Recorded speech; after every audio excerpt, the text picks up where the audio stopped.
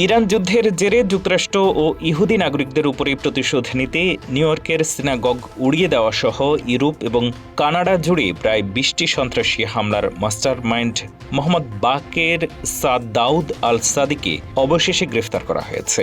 Iran সমর্থিত ইসলামী revolutionary guard corps বা IRGCর সহযোগী সংগঠন কাতাইব হিজবুল্লাহের ৩২ বছর বয়সী শীর্ষ কমান্ডারকে সম্প্রতি তুরস্ক থেকে গ্রেফতার করে নিউ ইয়র্কের ম্যানহাটন ফেডারেল আদালতে হাজির করা হয়েছে।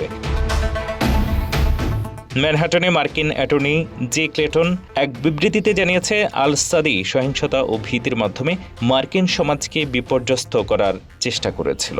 আদালতের নথি অনুযায়ী চলতি বছরের মার্চ এবং এপ্রিল মাস জুড়ে বেলজিয়ামের লিজে সিনাগগে বোমা হামলা, আমস্টারডামে Bank of New York Mellon ও ইহুদি স্কুলে বিস্ফোরণ এবং লন্ডনে ২ ইহুদি নাগরিককে ছুরিকাঘাতসহ একাধিক নৃশংস হামলার নেপথ্যে ছিল এই আল সাদি। সে তার সোশ্যাল মিডিয়া এবং টেলিগ্রাম অ্যাকাউন্টে এসব হামলার দায় স্বীকার করে বিশ্বজুড়ে মার্কিন ও ইহুদি স্থাপনা থেকে সবাইকে দূরে থাকার চূড়ান্ত সতর্কবার্তাও দিয়েছিল।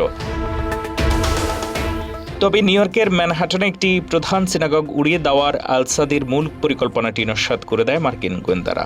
এই হামলার জন্য সে মেক্সিকান ড্রাগ কার্টেলের সদস্য সেজে থাকা এক মার্কিন আন্ডারকভার এজেন্টকে $10,000 দেওয়ার চুক্তি করে এবং অগ্রিম $3,000 পাঠায়। হামলার রাতে সে এজেন্টকে টেক্সট করে লিখেছিল, আমি আজ রাতেই ভালো খবর দেখতে চাই, আগামীকাল নয় ভাই।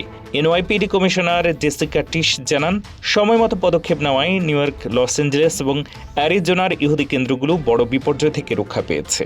আদালত আল সাদির আইনজীবী তাকে রাজনৈতিক বন্দী বা যুদ্ধের বন্দী হিসেবে দাবি করলেও আদালত তার জামিন নামঞ্জুর করে ব্রুকলিনের মেট্রোপলিটন ডিটেনশন সেন্টারে নির্জন কারাবাসের নির্দেশ দিয়েছে।